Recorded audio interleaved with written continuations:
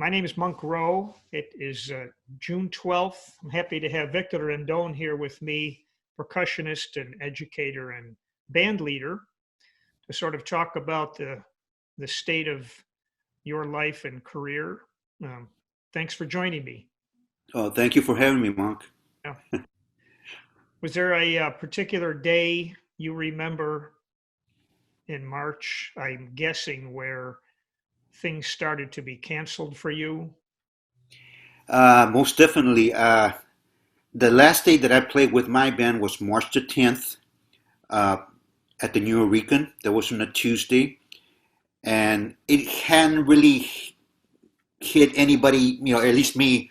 I was aware that, we were having a problem with the pandemic, but it didn't hit home yet. It really hit the next day, Wednesday, because I had a percussion ensemble recital on the 12th. And I had a group from Ireland that came in to perform, with us, and I had another group from Baltimore, Maryland, and they were all here, and we were ready to go. We had this big, recital to present, but that's when everything became questionable as whether we could, perform with larger groups. So the college really didn't have an answer whether to for me to go on or not. So I was sort of like in limbo. Should I, let all these people down and just cancel everything, just go back home, or go on and take a chance?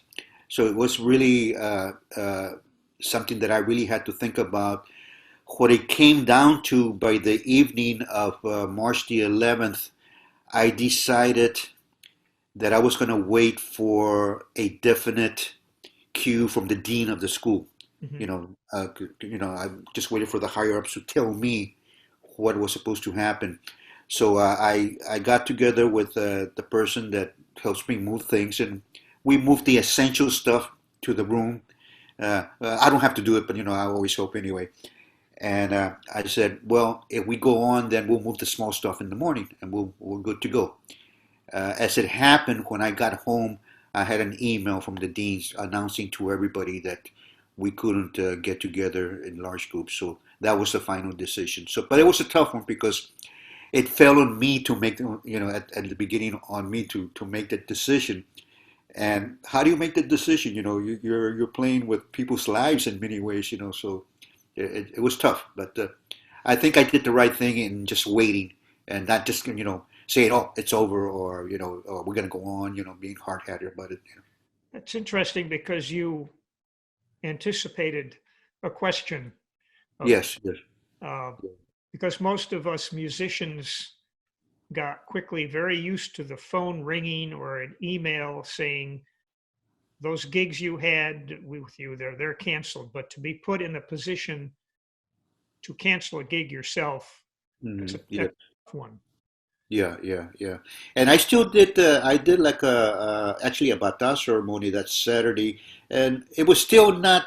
I was aware of it, and I was leery about doing it, but I just went ahead and did it anyway because it had been scheduled, and that was the last one. Actually, the 12th, 13th, the 14th was the last function that I did. And Mhm. after that, we all went into quarantine and everything just got canceled. I didn't have to call anybody Yeah. because it was sort of understood. Are you in touch with with the band members in your Bronx Connection Orchestra? I've been in contact with Chambo.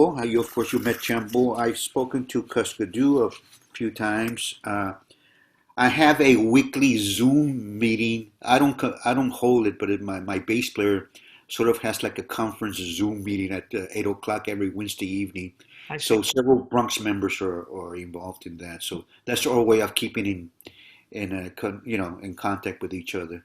But some of the band members I haven't called, but I will soon because the New Recon is thinking of opening as soon as we can.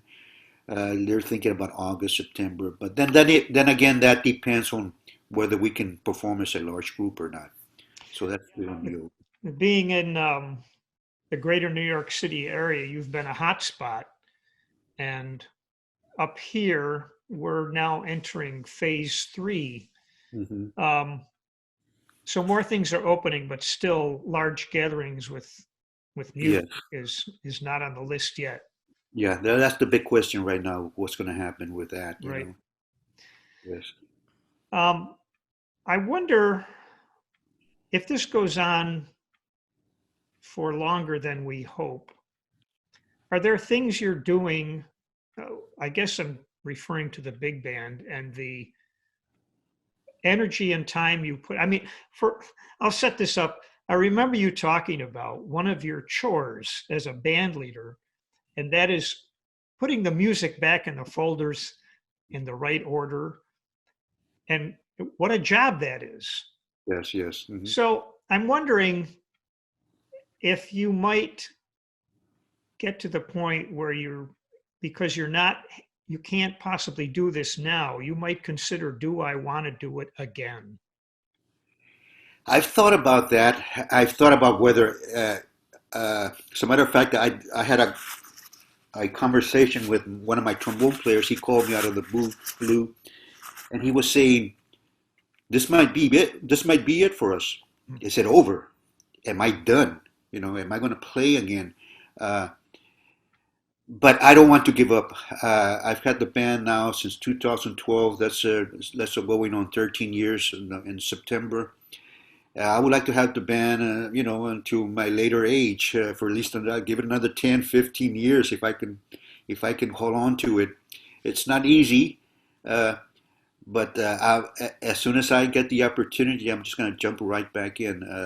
I'm keeping myself in shape by, walking every day, doing a little bit of exercise. I've been practicing for 2 months. I couldn't go to my practice studio to practice, playing the drums. But I stayed at home and I practiced 2 or 3 hours, just doing rudiments and hand exercises, and my chops are actually feeling good. So I'm gonna hang in there. It's a baby that I gave birth to, and I'm not gonna let it go that easy. I'm determined. Good. I was hoping that would be your answer Yeah. because we so much enjoyed your performance at Hamilton. Did you need to get into the online lessons with any students? Yes, I knew nothing about Zoom, Skype, and all that stuff. My wife was the one who downloaded Zoom, and I've been doing online percussion lessons, with my students. Actually, I'm getting used to it. It's not that bad. Hmm. The thing that I miss is if I want to demonstrate something, they can't really see or feel me. Hmm. That's what I miss. But uh, in many ways, I feel like I'm more organized because what I do is I keep a log of what we do and the progress that they're making, which I did before, but I did it more mentally. But now I'm writing it. So when on the next lesson, I have my sheet in front of me. Okay, here's number one. Let's do it. And, Yeah. okay, we did it at 60. Now we're next week 62. So I feel that I'm a bit more organized in many ways doing the Zoom lessons.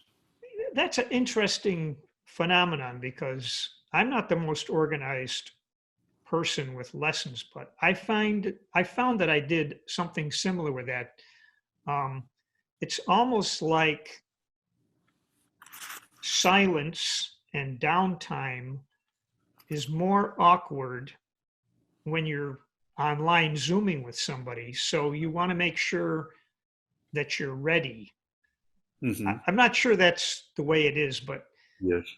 when you're with someone doing a one-on-one, you can do some improvising as you go along and react to the moment, and Mhm.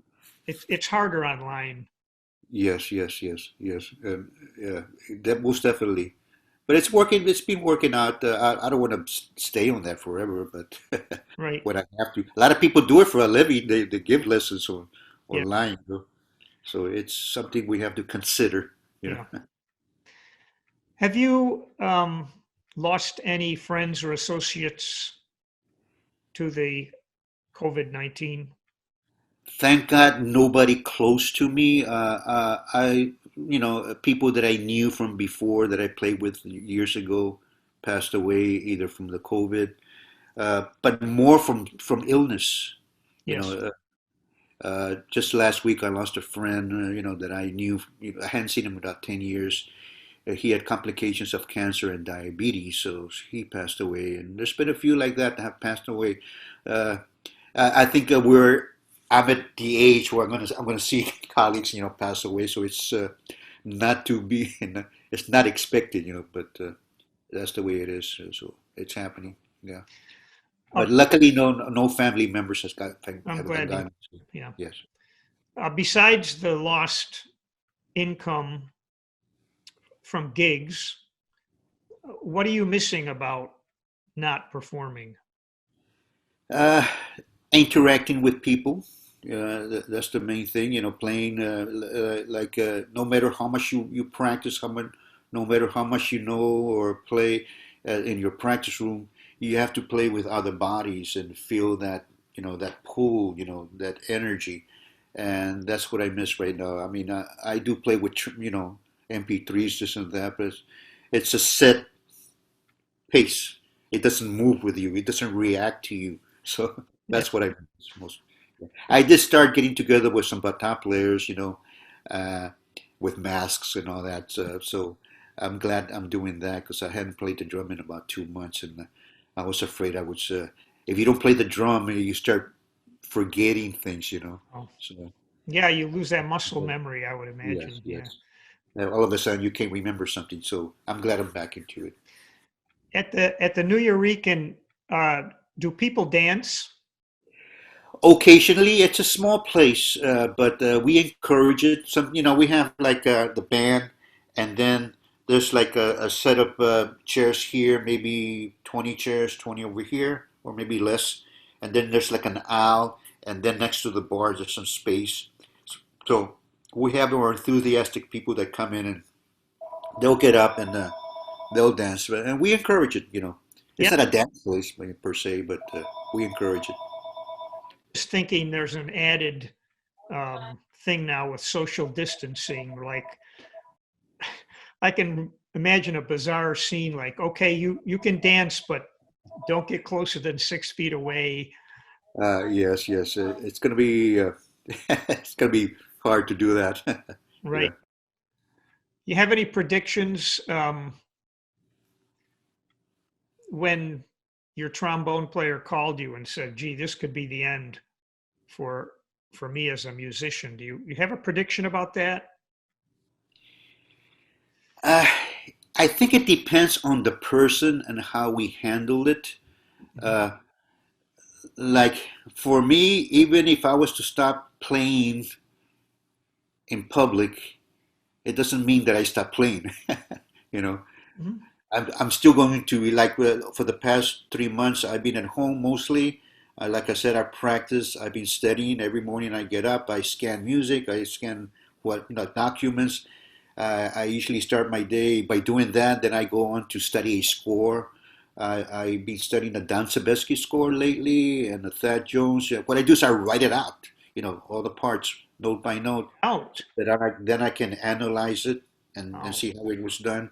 And that's the way I learn, just by doing. And then I'll practice a little bit and this and that, and it's never going to stop. I don't have to have a gig to reinforce myself that I'm a musician. It's always going to be in me.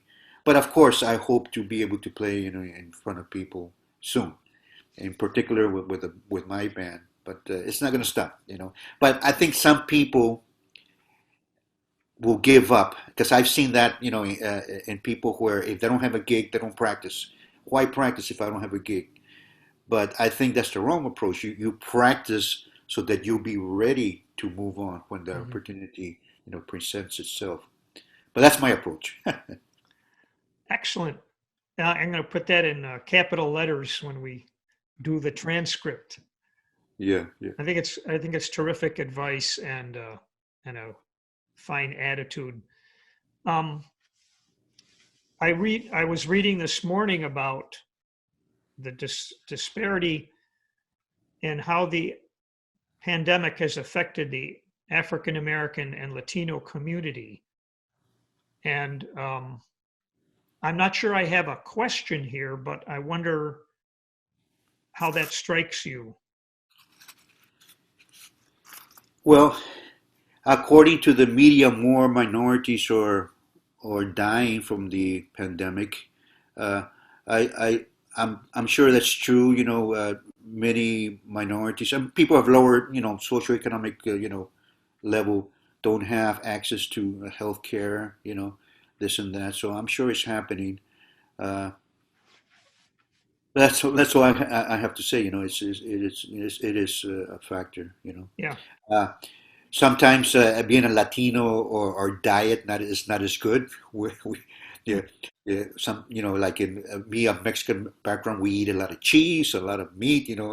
Uh, I remember my brother used to say, "I don't like soup because you don't bite into it. I need something to bite into." So sometimes our diet is not, the best. So that could lead to diabetes, this and that, and further complications. So yeah, that's what it is. Is there anything, any beliefs or in your faith? We had a brief discussion about Santaro in our last interview.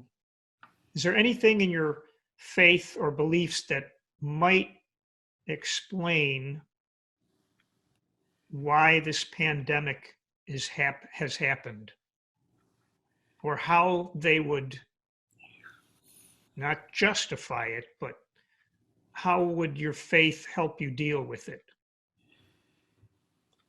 Yeah, that's a hard question because even though I've been involved in what we talked about this and that, I'm not a deeply religious person, so I don't take I don't let religion decide for me what I think in many ways. Uh, it just I mean I don't know quite yeah I think of like some of the question that you sent me that what it might have been a question is like why did it happen? Uh, do I really know? I mean, do we really know? Some say the media. Some say it might have been in a lab. It might have come from animals. Uh, More than likely, my opinion is that it came from animals. Uh, but then the travel, if I want to go to China today, I can be there by tomorrow. So the interchange of people back and forth is really what created that this situation that we're in. So Right. could it been avoided spiritually? This and that. Can I make it go away by praying? I don't know. you Good. That's an honest answer. I'm giving you all the hardball questions I have, Victor. know. Um, I'll do one more. What do you feel? How do you feel about the role of the either local or state or federal government um, since this pandemic started? De Blasio, I haven't seen him on. My only source is CNN. you know, so maybe I have a biased view. I don't know. Uh, De Blasio hasn't made too many announcements, and I haven't heard much from him. What I've seen. Uh, he seems to have blundered, during the protest, in controlling the city. I don't know. Maybe it's a hard situation. I don't know. So I don't want to make a judgment there. I've been very impressed the way Como has been handling it. He goes on TV and he'll he'll have statistics and he'll talk about what we have to do and stuff like that. And it's never it's only about us, about what we have to do to move forward. And I've been impressed with that. Mhm. At the federal level, all about that. How that was slow responses and that blaming everybody else. So I don't want to go into that, but I think it's been good at the state level. Mhm. Uh, at the local level, I haven't really paid that much attention. I mean, so I'm not sure. Uh, but of course, well, there's much more to do. It has to be addressed. Right now, people seem to be forgetting that we have a pandemic. I was I went outside to take a walk yesterday, and I see a lot of people without masks. I see a lot of people in the street. I mean, 2 months ago, I would go outside, there would be almost nobody in the street. So uh, they say about 170,000 people might die by October, and we seem to not be concerned about it, as a national group. So that's a concern, Uh, uh, we're more concerned about opening, and yeah, yeah, I want to open, of course, and I want to start playing again, but we have to be careful with what we do, and hopefully we'll do it correctly, Human nature is very confounding sometimes. Yes, yes, yes. Yeah. Do you have a way that is there a possibility that you might be able to start playing music with a smaller group rather than the whole orchestra? Yes, I've been thinking about starting at the college level. We just had a meeting this past Tuesday, and normally we have a big band with four trumpets, four bones, and five sax, just like Bronx Connection. But we're not sure whether we can teach a 20-piece group, in person. Hmm. So there's right now they're saying more than likely it's going to go online. So that's not a problem for music theory classes, music history, this and that. But how do you rehearse 20 people online? Yeah. So my solution to the problem will be, unless they tell me differently, is to do small groups. I'll probably do sectionals, maybe with the piano and the guitars, this and that. Now, as far as performing with the Bronx Connection, I have the big band, which is a 20-piece group. I have a Nanette, which I've done only once, I believe. We went to Philadelphia and the budget was not there for the full big band. So I do have a 9-piece version of the band. And I also have a 7-piece with two horns uh, from another group, music from another group that I used to have like 10 years ago.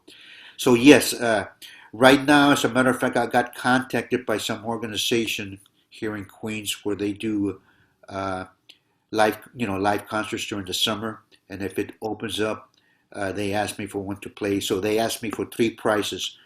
They asked me for three quotes: the full big band, and two smaller groups. So I put in for the big band, the Hmm. Nanette, and the 7-piece. And if I have to, I'll go that way.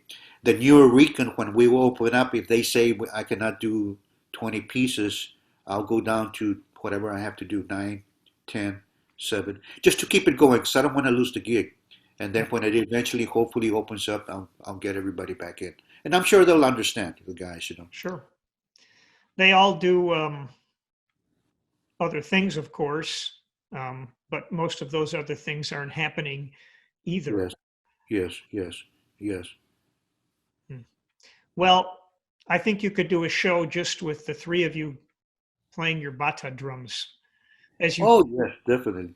As a matter of fact, Chambo is doing like a master class for the New Rican. I think he's on next Tuesday. I'll send you a link. I'll tell him to send you a link. And I know I'm going. Word got to me that I'm going to be asked to do a master class uh, for the New Rican just to keep the series going. Right. And most definitely, I could do a percussion ensemble. We haven't talked about it, but I do have a percussion ensemble. We haven't done anything in a couple of years, but it's called Cotimbo. It's Say that again. it's called Cotimbo. I guess conga, timbales, bo, Okay. bongo. So it's actually you saw the group. When we did those percussion things at the Hamilton, we didn't call it Cotimbo, but I could do a presentation and we could just do some bembe, some mambo, just percussion. So that's another possibility, either online or live. Uh, Another possibility, if I can only play with 4 or 5 people, is to get myself timbales or drum set, chambo on congas, my wife on bongo, cascadoo on percussion, and a bass player, and we could do a rhythm section thing and just play. Yeah. Have you ever heard Puente and Percussion? It's an album that Tito Puente did with Bongo Santa Maria, Patato, some other percussionists, and a bass player. And gung gung gung gung gung, gung, gung, gung, and then they would solo around that. So that's a possibility. I haven't thought about it. You just gave me the idea. Okay. Thank you. Okay. Well, just to wrap up, when you get up in the morning, do you put music on? Yes, I've been. It's funny you mentioned that because one of the things we talk about on Wednesdays when I meet with that Zoom meeting is that we recommend recordings that we listen to throughout the week and also movies that we saw. Hmm. So in the morning while I'm scanning or doing something, I'll put on something. Uh, as you can see behind me, I have a lot of vinyl, Yeah. and the top is all Latino stuff. The middle is jazz. So my original idea was to go one by one, but I must have at least 3,000 records. There's no way I can go one by one. So I started out with Count Basie in the middle. I listened to some Quincy Jones and this and that. I picked something. Yesterday I was listening to Clifford Brown and Max Roach, a Hmm. great album. Uh, right now I'm in jazz. I'm always talking about jazz, but there's a lot of Latino stuff that Me I too. haven't heard in a long time. So yes, in the morning I've been pushing myself to listen to something because the last few years I've gotten into the habit of not listening to music for the joy of it. Whenever I listen to something, it's because I'm looking for something or studying something, or there's always a purpose for listening to it. But what about just sitting down and listening to something for the joy of it? And now that I've had a little bit more time, I've been doing that. Yes. Yes, I've been revisiting my Cannonball Adderley LPs. Uh-huh. Did you ever hear the Cannonball and I think it's called the Bossa Rio Sextet? I think Sergio Mendes was on it. I think I did because actually that's the A, so I listened to those first. Of course, I listened to the Mercy Mercy with Joe Zawinul, Yeah, and there was one Brazilian one that he did. I don't know, I don't remember the title. That might be the one. I'll have to check it out. very Yeah, lovely yeah. Roy McCurdy on drums, drum set. Yeah. indeed. And By the way, I also started reading your book. oh, that. This is where I'm at. I read a little bit. It's really interesting. Thank you. So I love it. For saying so. It's under my computer right now, but it's not forgotten. Okay. Yeah. Well, I've enjoyed reconnecting with you, Likewise. Yes. and I can flash back to when you came to Hamilton, and the sound of those drums still gets to me. Yes, yes, yes. Almost like play it in my memory, and there's something about it that gets you in the heart. And Yeah, yeah, or yeah, so, yeah. I really enjoyed playing with the Hamilton Jazz Band yeah, and playing with the director. I forgot his name, but he was very gracious and very inviting. right. And the And it student, was good to see you playing. So yeah. I enjoyed it very much. All right. Well, thanks for illuminating us about your thoughts on this, and I wish you the best. I'm gonna stop recording, and we can chat for another minute or so, if that's all right with you. Okay, All right, okay. thanks, Victor.